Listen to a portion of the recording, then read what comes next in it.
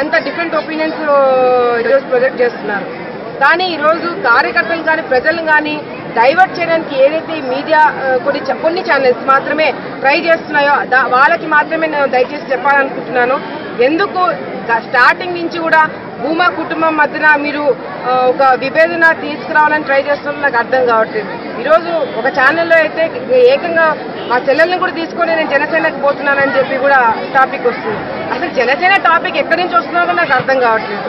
ఈరోజు ముఖ్యమంత్రి గారు నాకు ఎంత భూమనాగ్ రెడ్డి గారు చనిపోయిన తర్వాత ఎంత చేశారో ప్రజలందరికీ తెలుసు, నాకు తెలుసు. ఎందుకు పార్టీ మారుతున్నాను అనేది కూడా ఆ ఛానల్ వాళ్ళు బయటకు వచ్చి చెప్తే కూడా బాగుంటుంది. ఈరోజు ఎంతసేపు ఉన్నా అట్లా అనుకుంటున్నారు ఇట్లా అనుకుంటున్నారని చెప్పి స్టోరీలు రాస్తున్నారు. ఎందుకు పార్టీ మారాలా నేను? ఈరోజు ముఖ్యమంత్రి గారు నాకు ఇంత పదవి ఇచ్చి ఇంత మర్యాద ఇచ్చి పార్టీలో మా భూమా నాగిరెడ్డి గారు చనిపోయిన తర్వాత ఏదైతే నా తండ్రి ఇచ్చిన హామీలను నెరవేరుస్తున్నారో ఇవన్నీ చేస్తున్నందుకు నేను పార్టీ మారాలా? లేకపోతే ఈరోజు ఆలగడ్డ అభివృద్ధికి నాకు ఇంత సపోర్ట్ చేస్తున్నందుకు నేను పార్టీ మారాలా? ఈరోజు తండ్రి చనిపోయిన తర్వాత నా కుటుంబంని ఆదుకున్నందుకు నేను పార్టీ మారాలా? ఇన్ని కార్యక్రమాలు చేస్తుంటే నేను ఎందుకు పార్టీ మారే టాపిక్ అసలు ఎందుకు వస్తున్నప్పుడు నాకు అర్థం కావట్లేదు. ఈరోజు నేను ఎక్కడ కూడా పార్టీ మీద విమర్శించలేదు. ఎంతసేపు ఉన్న భూమా అఖిల ప్రియ మీద ఆమె అలిగింది, లేకపోతే ఆమె అందరితో కొట్లాడుతుంది కాబట్టి పార్టీ పక్కన పెట్టాలని చెప్పి మాట్లాడుతున్నారు. పార్టీ నన్ను పక్కన పెట్టాల్సిన అవకాశం దానికి అసలు టాపిక్ ఎందుకు వస్తుంది? పార్టీ నన్ను ఎందుకు దూరం పెడుతుంది? నేనేం చేస్తానని చెప్పి పార్టీ నన్ను దూరం పెడుతుంది? అభివృద్ధి కార్యక్రమాలు చేస్తున్నానని చెప్పి పార్టీ నన్ను దూరం పెడతాదా? ప్రజల్లోకి వెళ్తున్నానని పార్టీ నన్ను దూరం పెడతాదా?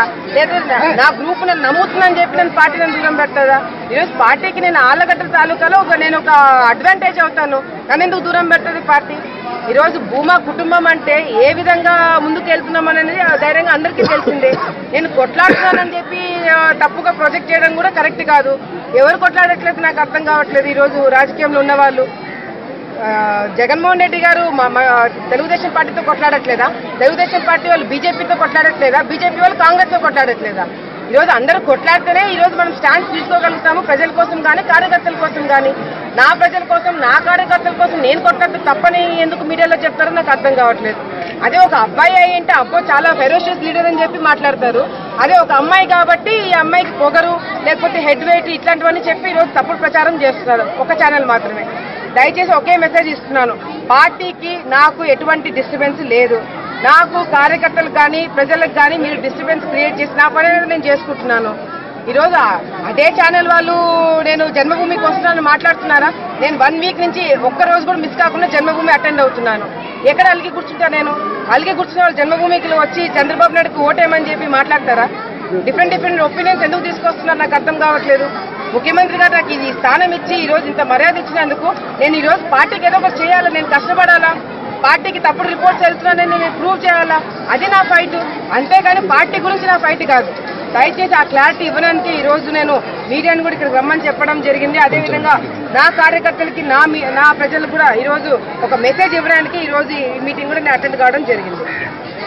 ఈ వీడియోపై మీ విలువైన కామెంట్స్ ని మాతో షేర్ చేసుకోండి. అండ్ ఇంకో విషయం, సబ్స్క్రైబ్ చేయడం మర్చిపోకండి.